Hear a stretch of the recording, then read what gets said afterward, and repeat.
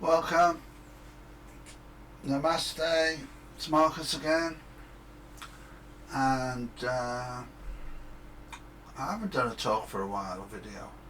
I've been doing other things, to be honest, mainly for our new website and the Bain clan.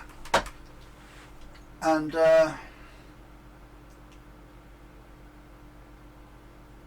it's really strange at the moment. I mean, we're just coming up to the last week of May, and I was thinking the other day, it's totally surreal. I've called this video Once Upon a Time because it's just like that. It's just like a fairy tale. And sometimes I wake up and I think, is this really going on? Am I dreaming this? I mean, as light workers and spiritual beings, there's a lot going on as we live in this life here.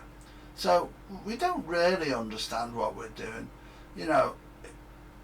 The science of everything can be really confusing. I mean, this is all sounding very confusing, I know, but the science of things, when you look at the science of us as physical beings, and I've said this in a thing I did many years ago about space and atoms being mostly space. And if you were to sort of pull us apart, you could put your hand right through all the holes and space in the cells, in the molecules. You've got loads of emptiness in the molecules. If we were sort of stretched out, so although we think of ourselves as physical, we're not actually physical. We could be just like the Matrix sort of, or thought I had some time back, just like a bubble with an intelligence that is manifesting its life here on Earth in its thoughts, and everything going on in my life is just me thinking about my life. And in a way, that's probably quite true, as far-fetched as it sounds. But we're not ever going to really understand this, what's going on. But lately, all this lockdown, virus, I mean, where we live, we don't really see, thankfully, we don't really see much of these sort of things. We're not in a big city. But it's all so strange. The financial side of everything, struggling, and yet everything just seems to be going on. And my wife and I used to watch something on the television called Once Upon a Time, and that's why I called this that, actually. And it's like that. It's like we've gone into a different dimension. Those that have been following my videos will know that I've been talking for a number of years now that we're ascending. Us as human beings are ascending. We're raising our consciousness to such a high level that we're reaching the level of fourth, fifth dimension, and we're able to put our consciousness more and more into that fourth and fifth dimension and live our lives much, much more from the fourth and fifth dimension. And we're still in the physical being in the body, and we're still living our life in a physical sense, but from a different level of consciousness. And this is the stage that we're in at the moment. And that level of consciousness, that fourth and fifth level of consciousness, is allowing us to be more at one with all things. And being at one with all things is personally my goal, and hopefully the goal of most human beings' souls. It's just to be at one, to be at peace, to be in harmony with all things in creation. And to do that, of course, you have to be in harmony with yourself. And that's a challenge for most people. And I was thinking back the other day, is in the 70s, I mean 1970 it will have been, I became a hippie. I was macrobiotic in the late 60s, and come 1970 I was strict macrobiotic. And we used to say in those days, you are what you eat. And it's a well-known phrase now, but I'm going back 50 years when we used to talk about that. You are what you eat. And so we were very careful, and I still am to some degree, what we eat, because that makes us who we are. And now, the phrase I use now is, we are what we think. And it's the same thing. What you as human beings think is creating your reality, is creating your world, is creating the world that you live in. The world that we live in is created by what we think.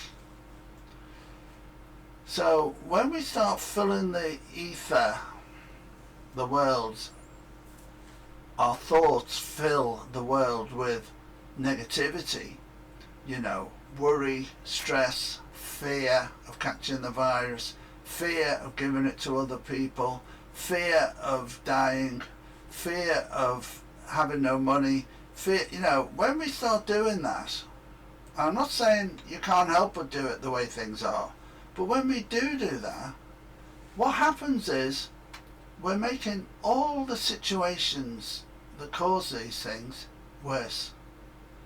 We're giving that energy, that negative energy, more energy. So what we all need to do is, when we feel that fear coming onto us, which it will do from time to time, it's only natural, especially if you've got family and loved ones who you care about. If you're not even worried about yourself, you'll be caring for them. If you feel the fear, don't let it in the ear. Because what you need to do is, when the fear comes in, is you use techniques like you use in Aikido and Tai Chi. We ward things off in Tai Chi.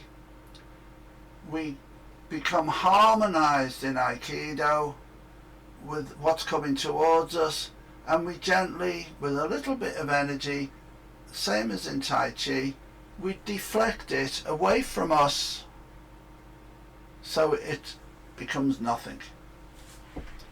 And this is what we have to do with these sort of situations. When the negativity comes at you, and especially if you watch the news and you listen to watch newspapers and stuff like that, it can be really dangerous, because their whole thing about news is headlines. That's how they sell papers, is they want news to be dynamic and worrying and fretful, and they want you to be, oh no, dear, dear, dear. It's not. If it's just an ordinary story, no one's going to read it. It has to be dynamic for these people, these journalists. And of course they make it like that. They make it sound more extreme than it actually is. And I'm not saying that the situation we're in is not extreme, because nothing like this has happened since 1918 in the world, a virus like this. And I'm not saying what it's all about, because, there's lots of views on that. And I don't get into the politics of evil and good. I don't get into that at all. It's just light and darkness, just the two extremes. I know there's lots of theories, and that's entirely up to you what you want to believe in. But don't let it bring darkness into your life. Let it bring joy. So everything that comes in that is bringing darkness, that is bringing worry and fear, you need to find ways to ward that off, to harmonise with it, and move it away so it causes no trouble to anything. And that is the art. The Japanese word is wa, harmony. And that's what we need to do. We need to harmonise with these things coming towards us, these fears and stuff, and not fight them and not accept them. We need to harmonise with them and move them away. I don't know how we're going to do that, to be honest. I've not really thought this through. because I've just, I just speak. I don't write things down and work it out beforehand. But basically that's how we need to react to these things. So you don't accept it. You don't let it in.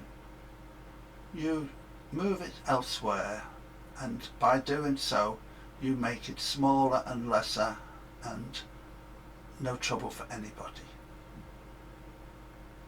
I'll have to do another video now on how to do it, but hopefully you'll all find ways to do this. So we are what we think, and let that be the thought of the day. And a lot of you understand this already. You don't need me to tell you about this. We're co-creators. We can create what we want in our worlds with what we manifest in our thoughts. And we're not talking about just the brain here. We're talking about the higher mind. We're talking about the mind. We're talking about putting things into creative action by using our power of mind and thought to create the world we want to live in. We want to live in a world full of love and light, not a world full of darkness and fear. And if we want to do that, we have to start with ourselves. Something I say all the time, but we have to start with ourselves. And then that spreads to your family around you and around them, to the environment you live in, and goes out and out. As it becomes bigger and more people become more into that vibration, it just gets bigger and bigger till eventually there's so much light in the world, the whole world flips and becomes light. I said in a talk I did on one of the videos, enlightenment. And it was sort of a bit of a joke at the time when I said it. But, enlightened, to enlighten somebody, means that you take away a lot of their dross that stops them rising their level of consciousness higher. And as somebody lets go of more and more stuff, they become lighter and can raise up more and more, let go of more stuff as they raise up and become lighter and enlightened. If you think about that, there's a lot of depth in that comment about what that actually means. Don't hold on to stuff. Don't hold on to any negativity. Just try and put love and light into the world, into your world each day, and take it from there. I think that's it for today. Not really got much else to talk about, but that's all I wanted to say. So, once upon a time, there was a planet Earth, and in that planet lived all these human beings, being human. And when they became human, they realised that all you need is love, love, love. Because love is all you need. And once they realised that, their whole world changed into a world full of love, light and bliss, full of joy and happiness. Is it a once upon a time, or is that how things could end up if we want? If we really put our minds to it, why shouldn't our world, our lives be like that? Why shouldn't they? It's up to us. That's all for today. Namaste.